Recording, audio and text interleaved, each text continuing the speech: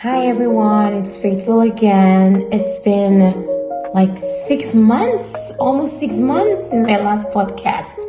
And I don't even understand what to say. I don't even know what to say because I feel that I've let you down. I have let myself down because I love this. And through all the times I've done this, I have felt like I've grown so much just having to research and know more about things that I share. And my listeners have reached out to know why I haven't had anything done in a while. Even my son said to me, "Mom, what happened to your podcast? I used to listen and I was so proud of you." And I said, "Oh my goodness, this is so bad. So please forgive me. I have had a lot happen. A lot has happened. That's the way to say it. I'm sorry. And to be honest, I have nothing scripted. I'm just talking out of my heart and my mind because I feel like it's time to just speak out of my mind to tell you what I have learned through this time. It's been such a crazy journey where I have played things in my mind. Sometimes I'm just so overwhelmed with life injustices happening so quickly in a big fast pace. There's a lots of successes, lots of failures, lots of just being down and not wanting to get up, and I realized through all this four things, and I am studying this and trying to apply it each day to my life. One is resilience, and two is gratitude. Three is just self-awareness and selflessness. And I feel like, as a physician, people think, what, you've got it all together. Life is good, you have what you want, you have what you need. And on a more serious note, I feel like the more you are given, the more is required of you. And then you get to a place where you get so overwhelmed because you feel there's so much that's expected of you and so much you need to do. And so I know that naturally I work hard. I try to do the best I can. It's hard for me to give up. But resilience actually now is applying to me in a different way. I am learning to be resilient at telling or having to understand where my limits are and to know where to say it's okay. It's okay. You've done the best you can. That's it.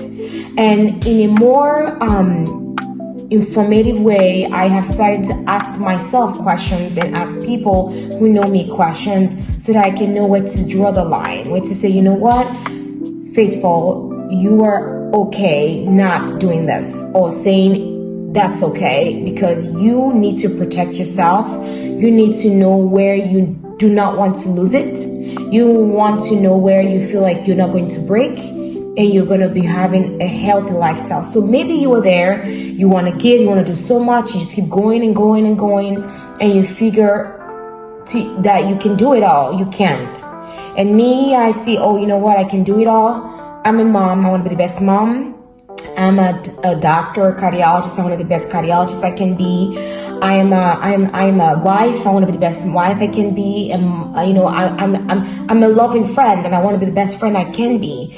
But I felt like I could do everything 100% well, and I could be the best at it. But I've come to realize that resilience sometimes is trying to figure out where the line has to be drawn. Where you say, this is what I can do, and it's okay not to be able to do this. To prioritize, to say, this is something that I can do, and I'll do it so well because this is the most important thing to me, while that one can be second in line. So I have decided with time to prioritize, and that's my resilience. I know that it sounds like, wait, girl, that's not resilience. It is to me. Because being resilient is knowing, I think, at least in my own view, what I always thought was doing the best you can, working hard at it, and, doing yes. But resilience to me now is making sure that the things that are important to me, I prioritize and know where my limits are and know where to draw the line and say, hey, this is it. You got to know that it's okay to say you're not okay doing it. And that for me has made a difference in my life the last few months. Two is gratitude. There's so much in life that it's easy to just be carried away with negativity, I have met people who are just negative about everything. They find the most intense things or little things, to make so big. And they do not focus on the positive, but they make the negative so much louder. And I am trying to avoid those kind of people in my life because they tend to bring out the negative things, not just in my life, but make me see things that are not positive. But each day, every day when I wake up, the first thing I do is say my prayers and I list the things that make me so grateful. Grateful for life because I have no control over life. As much as I feel like, or everyone feels like they have some control, I have zero control over life. And so that gratitude that I get to give myself every day when I wake up gets me up, makes me happier when I go to see my patients, makes me happier when I see my kids, makes me happier when I see those that I love. And so I have incorporated this in my life each and every day. And as I do this, I have been more and more grateful for even my life, and even the things that I feel are challenges are now becoming less challenging. So in your life, what are the things that you feel like you're grateful for? It could be one thing. There could be like a lot of negative things going on in your life. And sometimes, let me tell you, you may want to focus on enlarge this one thing that is not happening well in your life, and it can cripple you. So please do not allow that cripple you. Number 3 is self-awareness. It's going back to my number 1 of resilience, because I know that in my life, being self-aware has made me come to terms with things that are important to me, but also that I am self-aware about my environment. So I look around, see what's going on around me, because not just self-aware of myself, aware of things around me too, because I could focus on me and I could be so involved in me and what I'm going through and what I'm dealing with that I forget that there are things out there and people out there who need my help, who I could call. And in my self-awareness, I know, okay, what are the things I'm doing well and things I'm not doing so well. One thing in my life that I've struggled with the last few months is just time. Time for me is like an illusion, honestly. I feel like 24 hours is not enough. I get back from work, I have a gazillion things I want to do, but I end up doing 1 or 2 of them, and I get, oh my gosh, so sad and down because I'm not able to do most of what I need to do.